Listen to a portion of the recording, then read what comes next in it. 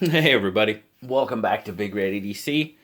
Oh, today we're going to be taking a look at another Kubey knife. Now this Kubey has, well, it's pretty cool. It kind of has a little bit of special meaning to me. This is the Kubey KU236 Noble. Now the reason the Noble is special to me is I was the one that actually suggested the name to Kubey, and they used it. So that's pretty darn cool to me.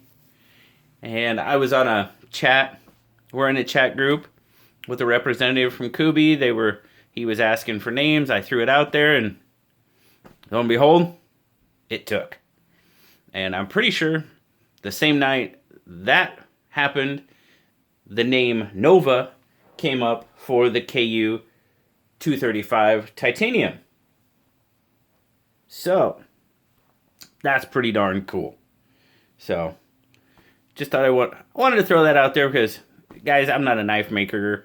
I don't do things like that. But I helped name a knife, so that's kind of cool. I think, anyway. So let's zoom out. Let's take a look at this guy. There is the KU236 Noble from Kubey. You've got black G10 handles over nested stainless liners. As you can see there is a little bit of skeletonization there. Not a lot, but a little to help with weight reduction. You got a stainless clip. Right hand tip up carry only. Now, handle length, you got 4¼ inches. And as I measure it, you've got right about a 3½ inch grip length. So that's pretty much how it looks in my 3¾ inch hand. I can get a full 4-finger grip on it. But if you have a hand much bigger than mine, you know, you probably won't start getting that 4th finger on there. But there again, as Stuart said, I must be a hand model for knife companies because it fits me pretty darn well.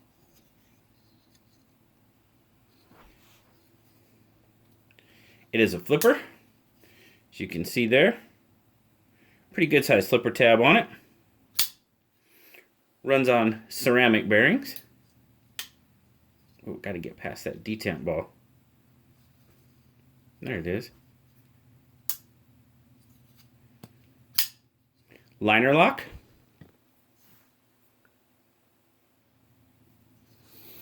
Now once it's open, you'll see there you've got a 3¼ inch D2 drop point blade. Kind of got some harpoonish aspects to it, but it's referred to as a drop point. Got a really nice satin finish with a 2 7/8 inch cutting edge on it.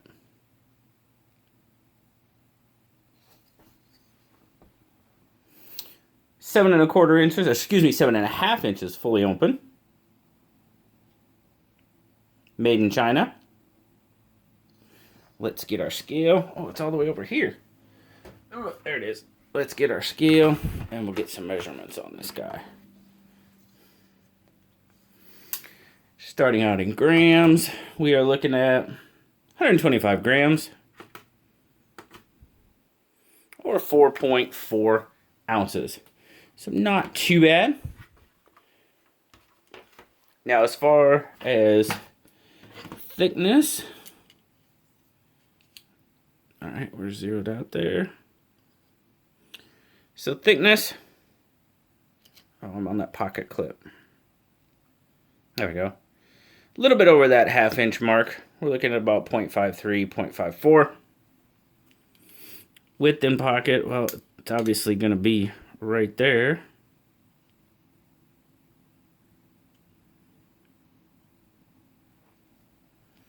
So you're looking at about 1.6 as far as width. Carry in pocket, weight-wise, I think it carries great. pocket clip. Good retention. Pretty smooth in and out of pocket. You're not going to have a whole lot showing out of your pocket. That's for sure. We're looking at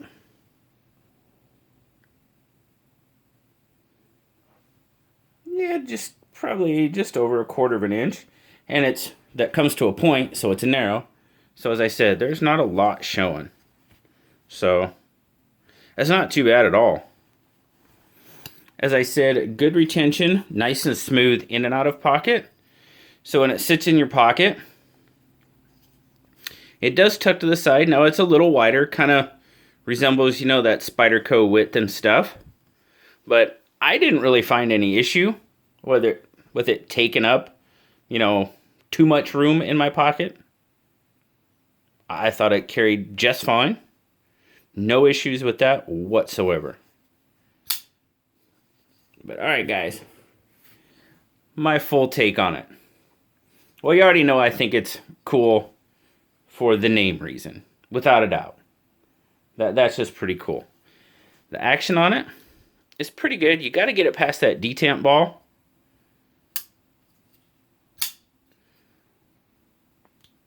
With that big old flipper tab, you kind of need a little bit of help sometimes. It shakes shut.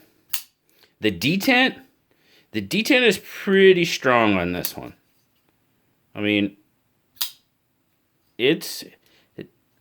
I would go, it's stiff.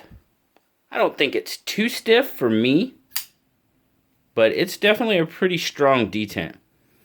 But when closing, you got to get it past that detent ball. Then it shakes down.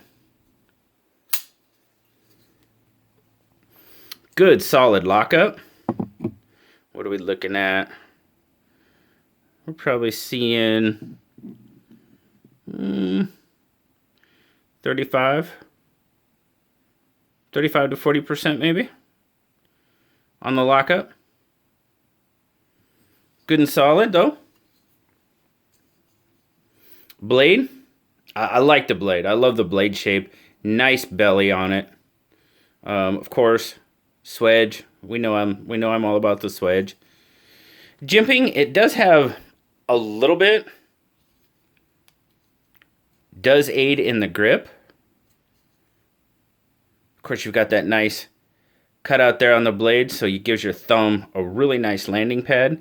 Now that isn't a forward finger choil. As far as I'm concerned, it's an oversized sharpening choil. You can get your finger up there, but when you're right there, you're right there in that corner. So if you choose, you're going to have to be careful.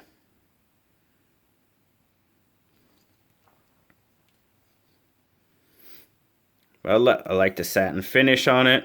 Like I said, I really like the belly in it. Cuts very well. Moving back to the handle. Now it's got a pretty interesting handle shape, I would call it, honestly. Now you see there, you got this KB. You don't have the normal, you know, Kubey. There's your D2 on the blade. You don't have your normal Kubey logo. That's because the Noble, from talking to Yang from Kubey, it's a sub-brand of Kubey, or like a sub-series, and that's kind of why they're going with this KB on the handle like that. So I thought that was kind of interesting. Handle-wise, comfort-wise, not too bad. Pretty comfortable. The G10 got decent gripability on it. Now you got pretty good access to the liner there. I don't find any issues with that. The one issue we'll say that I do have with this knife is, see this where the liners, the G10, you got the cutout for the liner there. I find that because it's thin, to me it needs to be rounded off a little bit. Because it's not sharp by any means, but since it's thin, I can see where that may be an issue for some people. Not really an issue for me. I can feel it, but it's not that big of an issue. But I could understand maybe, well, probably bigger hands, you know. I would say trying to get up into that crook might have an issue with it. But it's not bad overall. I just actually kind of would have liked to see it, you know, chamfered maybe a little more. Just because of that. Now, there's not a whole lot to work with there. And, you know, as I said, I'm not a knife maker. Is it possible? I don't know. I would think so. But just kind of my little thought on it. Otherwise, the finish is done very well. No sharp spots. No real hot spots for me. The clip. Now, I know that it's a good size clip. It takes up, you know, it's wide. I can see where some people might not like that. I don't have an issue with it, honestly. In grip, it doesn't cause me an issue at all. Choked up. In any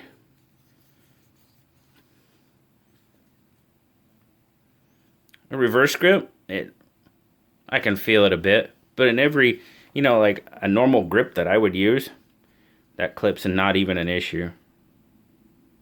Not at all. Overall, I think the Noble is a noble knife. See, you got the KB there as well.